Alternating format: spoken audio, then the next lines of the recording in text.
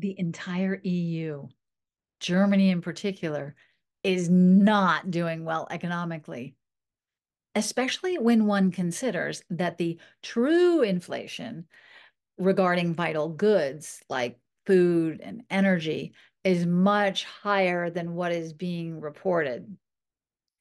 Many factors concern international competition against China, lack of entrepreneurial spirit in a willingness to invest, to innovate, and of customers who can pay well enough to recover and grow with these, but also other factors that are applicable to different regions around the world. The following is a summary of latest economic science analyses, insights, and suggestions based on articles and speeches by Professors Krubasik and Sinn, Dr. Weimer, and our own research.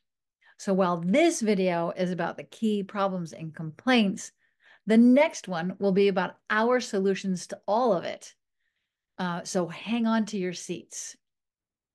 Investments in Germany and much of the EU are only being made opportunistically.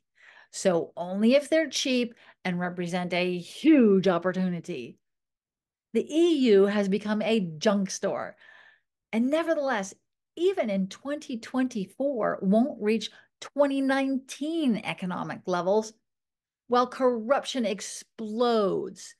And after the EU has made it legal to pay millions of euros of bribes in big bags of money, as around the Qatar scandal, or dozens of billions, as in the COVID-19 vaccine ordering scandal.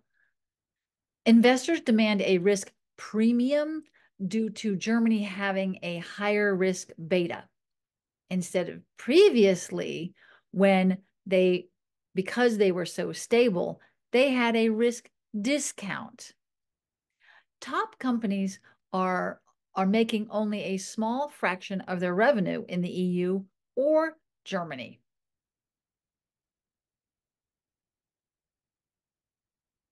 Due to this economic situation, most top companies have moved much of their business into the USA due to the Inflation Reduction Act. Much lower bureaucracy there, lower corruption, and higher profit opportunities. The EU, and especially Germany, seem to be hiding always more corruption and nefarious agendas in big amounts of bureaucracy, and that way severely negatively impact most of our lives in terms of money, opportunities, and dull, frustrating, bureaucratic work that kills off the creative and constructive energies. Good international long investors have a fatalistic view on the EU. If you carry on like this, we will continue to avoid you. You no longer believe in growth yourselves or have already taken a degrowth path, and a regulatory compass is missing. The EU and Germany lack political leadership. Shocker. They lack strategy as well, and they're losing their virtues. In Asia, Germany is seen as being on the way to becoming an old economy like Japan. To invest at all in Germany, people not officially accredited as investor or manager, they need to fill out 40 pages of forms with a big risk of being denied from investing anyway, despite all that work. Not only regarding economic growth or lack thereof, Germany in 2024 is last among the industrialized countries, but also continuing to fall farther and farther behind. But it doesn't look like politics is going to improve this situation, but instead trying to manipulate statistics and public opinion. EU and German politicians are not acting along scientific insights or optimized strategies, but along unscientific, incompletely thought out green ideologies or evil, corrupt agendas. And all scientific briefings or discussions with them have proven to be futile. The EU has ruined the automotive industry, and Germany is at the bottom of the growth table of industrialized countries. And that is in spite of official inflation statistics, which are far lower than practical inflation, especially around food and energy. CO2 targets have driven the industry into a false corner from which they can no longer escape. After green ideologists banned combustion engines, Western countries stopped research. And now China has become the diesel technology leader with big steps ahead. They are also the EV tech leader. China developed diesel engines with a more than 53% energy efficiency, technically called BTE, brake thermal efficiency, while all others stay at 40 to 48%. This saves China billions, as up to 13% less fuel is needed for them. It is quite improbable that the West will provide a competitive alternative for heavy equipment within the next decades, especially not with the ideologically mandated electricity or hydrogen technology. In previous decades, companies like Daimler or VW, they came up with such amazing innovations, and they built prosperity around them. That's how it should be. But they shifted to diesel and thermal window fraud innovations instead. The last 20 to 30 years of growth were driven by internationalization and becoming up to 1,000,000 times more efficient with smart digitization and automation. But the next 10 to 20 years will likely be driven by technology and innovation in heavy competition with China, which requires big strategic investments to succeed.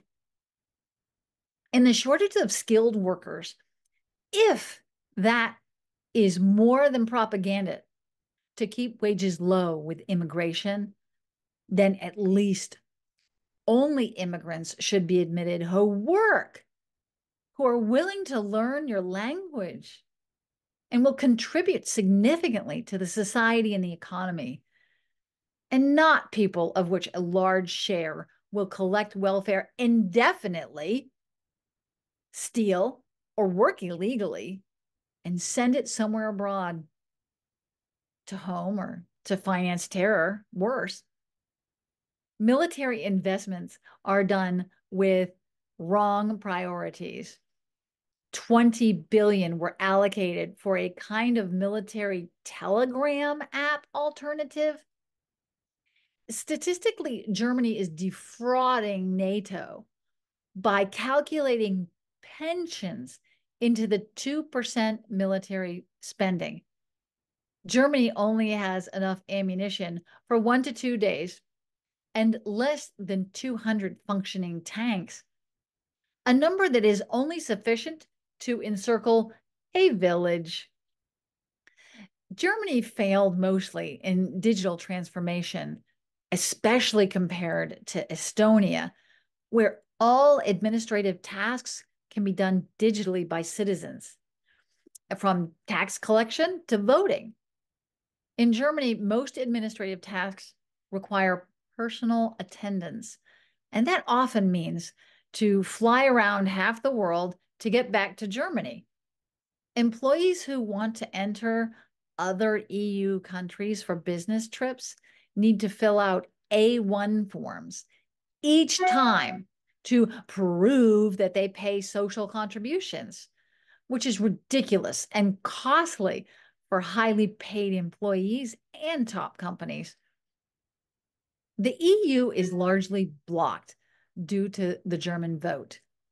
So Germans vote differently, and thus that hinders progress, trying to lead not just economically, as under Merkel, but also politically, with various unproven ideologies and questionable agendas, but now with little content due to disputes between the three governing parties there. Even if Germany rectifies all of these deep-seated issues, they've lost so much in terms of trust, infrastructure, and qualifications. It's already so broken that it will take an entire generation until this can really be fixed again. Germany is investing far too little regarding public, private, and venture capital, VC investments, in which the USA is 10 times better. And also, the EU's capital market is relatively weak and small. Successful export of German companies has led to investments in other countries instead of in Germany. So the German industry is just burning down, mainly due to wrong politics, agendas, and especially forced deindustrialization. Details of Germany's forced deindustrialization: 1, nuclear phase out 2023. 2, oil heating ban in 2024. 3, combustion engine out until 2035. 4, coal phase out 2030 to 2038. 5, natural gas phase out until 2045. 6, green paper for dismantling gas grids in 2024. Rebuilding them, e.g. for hydrogen, would cost many, many billions. Number 7, energy efficiency law in 2023. The decrease in energy consumption mandated from 2008 to 2045 of 45%, even if no CO2 is emitted. I.e., if Germany succeeded in the green transition, then still a reduction of 45% was mandated. Some technologies or energies like green hydrogen or EVs are defined to have zero emissions, even though that's not true, in particular in their supply chain, and it leads to wrong conclusions. Germany is crazily trying to transition most energies to electricity, and that fast, within 20 years. And even though electricity so far in many domains just accounts for tiny percentages, and in many of them doesn't even make sense in terms of being competitive. Looking closer at the oil price and production numbers shows that the producing countries are on a linear path. If one region buys less than they export to other regions, if necessary, at lower prices, i.e., consuming less oil or other fossil fuels in the EU only makes them cheaper in other countries. We just subsidize these with our expensive and probably never profitable green transition. The arguments that Germany is small, with 1.7% of global CO2 emissions, and the EU total with 8%, these are distracting from the demonstrated fact that the EU green transition has absolutely zero effect on global emissions, but probably only a functioning international climate club, as proposed by William Nordhaus, could have one. We learn, one, unilateral action by countries is useless. And two, only a widely internationally supported climate club so far has a chance to work. As long as there is no such international solutions, national proposals of subsidizing the price of electricity faster or more write-offs, investments in infrastructure, all won't have any effect on the global environment. None. The fact that mostly just consumers are blamed and charged for CO2 emissions instead of the producers, and regarding the far more dangerous climate gases like methane, which is 84 times more dangerous over 20 years, HFCs, anesthetic gases, etc., all many hundred times more dangerous than CO2 that individuals produce for climate. It proves that agendas really are behind all this. The scientifically optimal ways to stop global warming are methane emission detection satellites from which we can find the culprits and stop them. There are other measures against other gases that would help too, mostly affecting factory owners. For the environment, stopping other emissions like those of PFAS and GMOs would help even more. Again, affecting factory owners. So, do you see which interests that politicians represent and from what they and the media distract?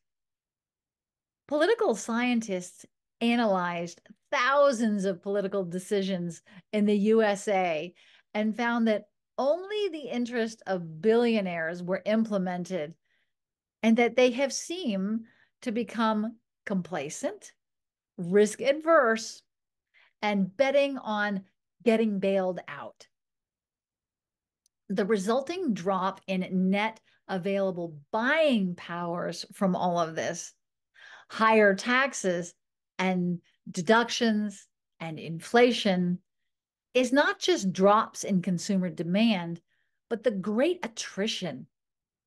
People losing interest in most things and looking for shortcuts, better ways of living without the work, and better ways of working. Becoming criminal is pretty easy. They develop mental illness. They're becoming more overweight, and the physical illness is skyrocketing. So it is high time to become active. Good ideas don't spread themselves, especially when there are so many false narratives and beliefs. Thus, please help us by liking, subscribing, and sharing our content. Join our communities. We want your opinion. See the links in the descriptions or the profile. We are probably the first ones to have a comprehensive analysis and solution for the Earth's 30 plus top problems. Find out more and join us under potentialism.net, PotentialismPCF on Substack, or under the links provided in the description. Thanks again.